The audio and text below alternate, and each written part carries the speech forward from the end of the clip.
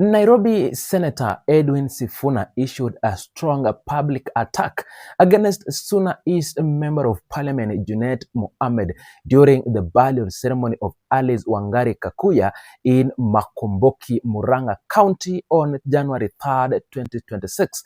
His remarks delivered before mourners and several political figures focused on claims related to the Azimio 2022 campaigns and the role he believed Junet played in financial and organizational dispute within the coalition.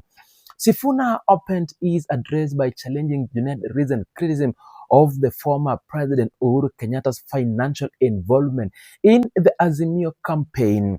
He reminded the gathering of the significance of the Mount Kenya region during the past electoral contest. According to him, the region played an essential role when Raila Odinga secured more than 1 million votes in the previous election, a significant development he linked directly to the cooperation extended by Uhuru Kenyatta.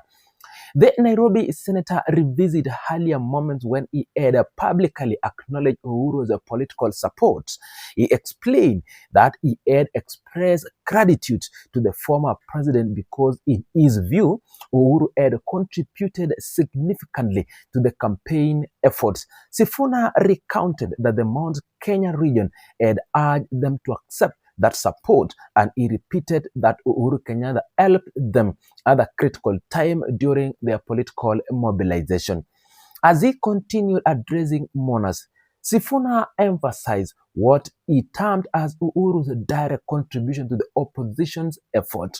He described the former president's involvement in the practical and material terms, asserting that a substantial portion of the campaign resources used by the Azimio coalition originate from Uhuru Kenyatta.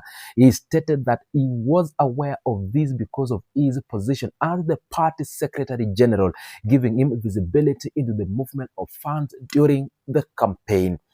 Sifuna then turned his attention squarely to Junet Mohamed, redirecting his speech from the general reflection on campaign cooperation to direct accusation.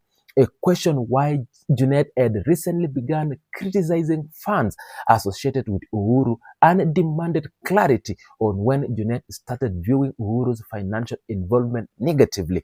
By posing this question, Sifuna made it clear his intention to challenge Junet's public statement head-on. The Nairobi senator's remarks escalated as he accused Junet of mishandling campaign money during the 2022 election period. He alleged that Junet had taken money provided for campaign activities but failed to channel all of it to the party. He extended the accusation by claiming that part of those funds was used privately by Junet instead of being delivered to the intended party operation. His comment drew attention from mourners as he outlined the accusation during the funeral service. Junet Sifuna argued that a full audit of the 2022 campaign finances should be conducted. He argued that such scrutiny was necessary since Junet had opened the debate about financial accountability. Within this context, he insisted that every individual involved in the campaign should publicly explain the specific role they played and the responsibility they executed using campaign resources provided during the 2022 election cycle. Another key allegation raised by Sifuna concerned the payment of party agents. He blamed Junet for failing to properly compensate the agents who represented the coalition during the election. According to him, Junet's alleged failure to allocate the necessary fund resulted in operational weaknesses that affected the coalition's performance at the polling station. Sifuna argued that this oversight enabled the opponent, who he referred indirectly, to gain an advantage during the election. Sifuna linked the issue of unpaid agents to the broader outcome of the 2022 election. He claimed that if Junet had properly used the funds to pay the agents, the Azimio coalition would not have faced defeat. He stated that the lack of payment contributed to electoral vulnerabilities, and instead that mismanagement of these resources influenced the final result. He further claimed that without Junet's action, the coalition would have formed the government. During his remarks, Sifuna also addressed the ongoing speculation regarding the 2027 election. He focused particularly on claims circulating about Raila Odinga's position. He said that Raila had never instructed ODM members to support President Ruto in 2027. Sifuna dismissed such claims by insisting no such directive had been given or issued by ODM leader. He presented this correction as part of the broader political clarification he wanted the audience to understand.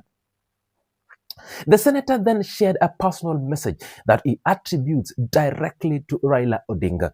He stated that the ODM leader had privately told him that in 2027 he should focus on returning home, using the phrase Kasongo must go, as he recounts what Raila allegedly communicated to him. These added a personal dimension to his address while continuing the theme of clarifying public narrative surrounding Raila's Odinga political position. The funeral gathering at Makomboki drew several prominent political figures, including former Deputy President Rigathi Gachagua and other leaders from the opposition. Their presence formed part of the official setting in which Sifuna issued his extended remarks about Junet campaign, finances, and the ODM internal challenges. The attendance also marked the burial as a political significant event within the wider national context. The confrontation between Sifuna and Junet as presented during the burial unfolded against this backdrop of public mourning and the political participation.